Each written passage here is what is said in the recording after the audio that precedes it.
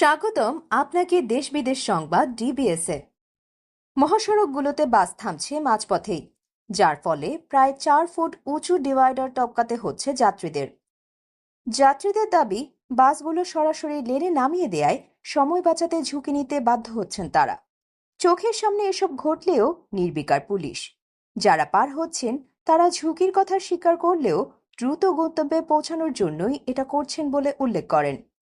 অনেকে বলছেন নিরুপায় হয়েই তারা লাফিয়ে পার হচ্ছেন ডিভাইডার। সবচেয়ে বেশি অবাক করা বিষয় হচ্ছে, এসব ডিভাইডার নারীরাও অনেক কষ্টে পার হচ্ছে। অনেকে পার হতে গিয়ে ব্যথাও পায়। শুধু তাই নয়, শিশুকেও ঝুঁকি নিয়ে এসব ডিভাইডার দিয়ে পার করাচ্ছেন। নিয়ম অনুযায়ী বাসগুলোকে যাত্রী নামাতে হলে ওই দুই অংশ দিয়ে সার্ভিস লেনে প্রবেশ করতে হয়। মাঝের 4 লেনে যাত্রী ওঠানামার কোনো সুযোগ নেই। সড়কের পাশের লেনের বদলে দ্রুতগামী গাড়ির লেনে যাত্রীদের নামিয়ে দেয় অর্ধেকের বেশি বাস। তবে যাত্রী নামানো বাসগুলোর বিরুদ্ধে পুলিশকে কোনো ব্যবস্থাই নিতে দেখা যায়নি। মাঝের লেনে নামিয়ে দেওয়া যাত্রীদের সার্ভিস সড়কে যেতে হলে অন্তত 1 কিলোমিটার আগে কিংবা 1 কিলোমিটার পরে সড়কের কাটা অংশ দিয়ে হেঁটে পার হতে হবে। কিন্তু সার্ভিস লেন ব্যবহার করলে জনদুর্ভোগ কমবে।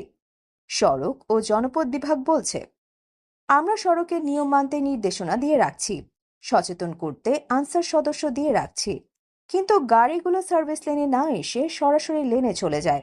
তারা লেন মেনে যাত্রীদের নামালে সবাই নিরাপদে চলাচল করতে পারে।